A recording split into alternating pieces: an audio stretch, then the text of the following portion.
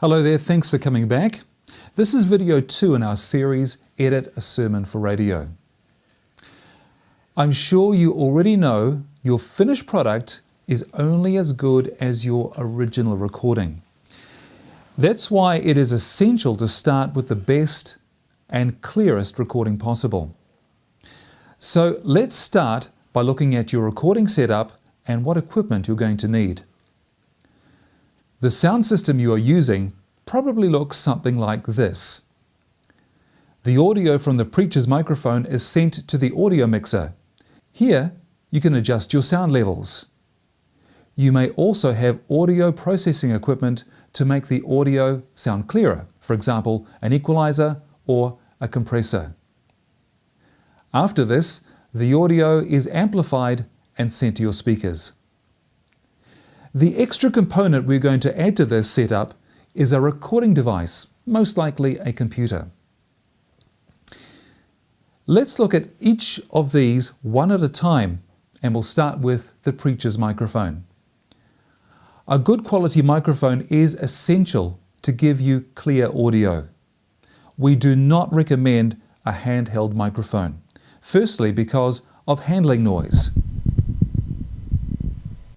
Secondly, it's very hard for the preacher to hold it in exactly the same position all the time.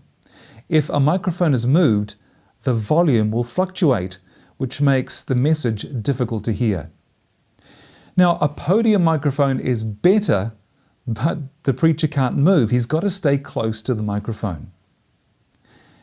To keep the volume constant, we recommend a lapel mic or a headset mic, because they stay in the one position. Here's 4 hints. Make sure you have no interference issues between the speaker's transmitter and receiver.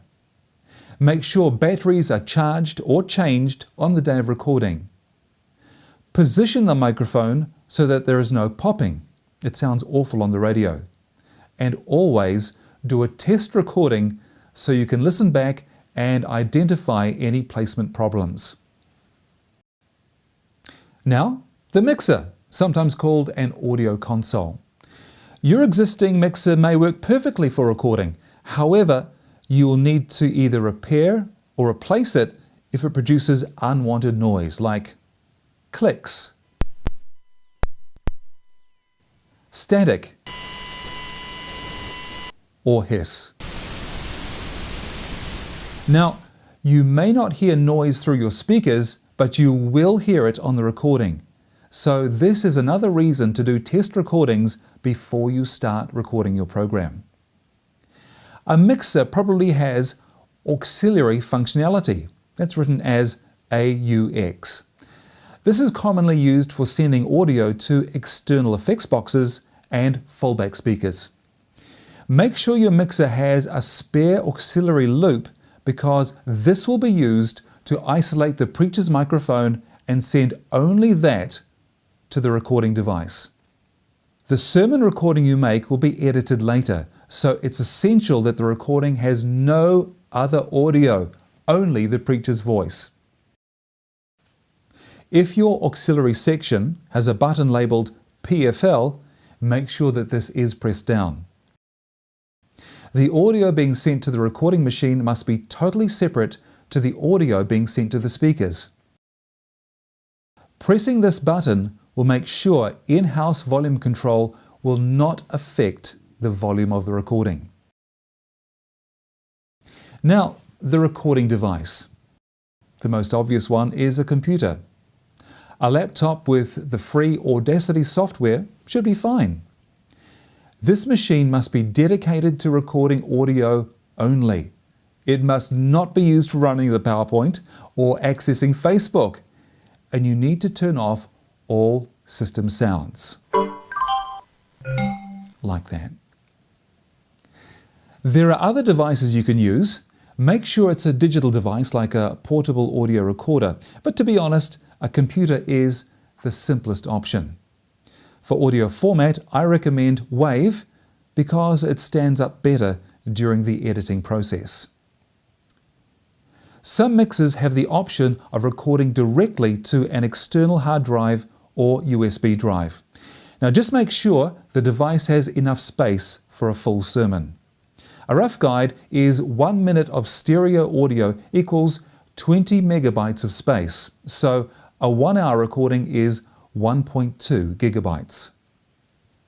One component that's often overlooked is the cables that link everything together.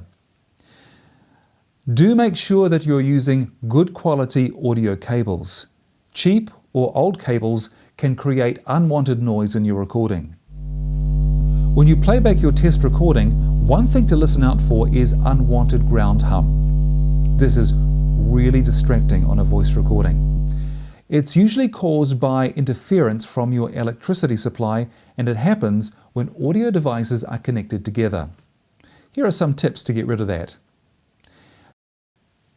Keep audio cables away from power-hungry devices. This includes power amplifiers and power transformers. Plug all your electrical devices, including the recording device, into the one mains point or a dedicated mains circuit. Keep the stage lighting and coffee machine on a different mains circuit. If you're using a computer to record, plug it into its own multi-box or extension cable that has the ground pin removed. When buying audio cables, try to get ones that are both shielded and balanced. If you have mains and audio cables near each other, try and keep them apart at least by 100 millimeters. If audio and mains cables need to cross each other, make sure it's at a 90-degree angle. Or alternatively, buy a DI box and insert that between the mixer and the recording device. A passive one will work fine. And I'll say it one more time: record, listen back, and evaluate. An audio compressor is a device that automatically keeps the volume even. If the audio from the preacher's microphone is routed through a compressor on its way to the recording device, just listen and make sure it sounds okay. Sometimes compressors can add unwanted noise to a voice recording. If you need to add compression or equalization to the voice, remember this can be done later during editing. In our next video, we'll look at the process of recording the sermon. Until then, happy broadcasting.